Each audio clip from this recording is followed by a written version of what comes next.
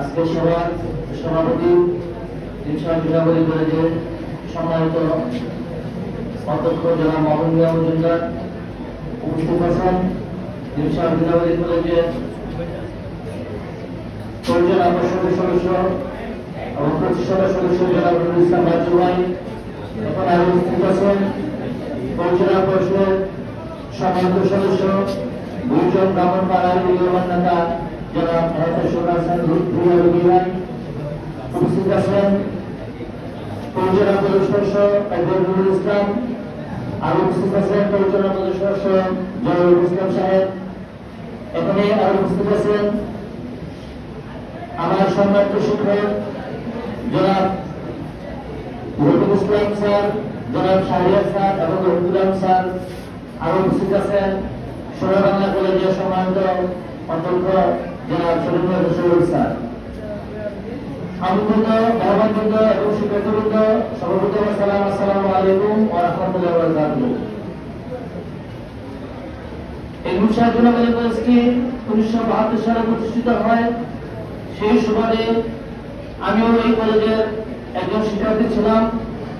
1983-84 শিক্ষাবর্ষে আমি কলেজের শিক্ষার্থী ছিলাম, যার কারণে আজকে আমি লেখাপড়া করে এবং এই কলেজের বর্তমানে একজন অভিজ্ঞ সদস্য হিসেবে আসার সৌভাগ্য হয়েছে আমার।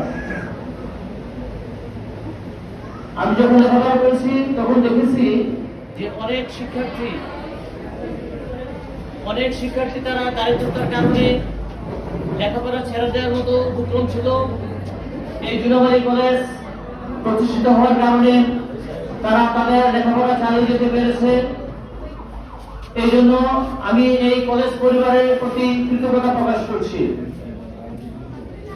জিলাবলী সাহেব শৈশব এবং কৈশোরে আর্থিক দৈন্যতার কেটেছে, যার কারণে তিনি যখন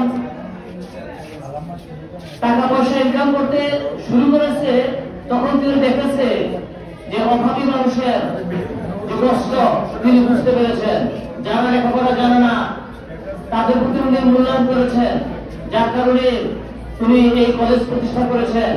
তিনি একাধারে ছিলেন একজন শিল্পপতি, তিনি ছিলেন একজন শিল্প উদ্যোক্তা, তিনি ছিলেন আমাদের মোকাম ইউনিয়ন পরিষদের 35 বছর যাবৎ চেয়ারম্যানই দায়িত্ব পালন করেছেন। আমি এই মরহুম জিলাবলী সাহেবের প্রতি কৃতজ্ঞতা প্রকাশ করছি। আল্লাহ যেন তাকে জান্নাতের সর্বোচ্চ মাকাম দান করে, এই বলে আমি আমার বক্তব্য শেষ করছি। আসসালামু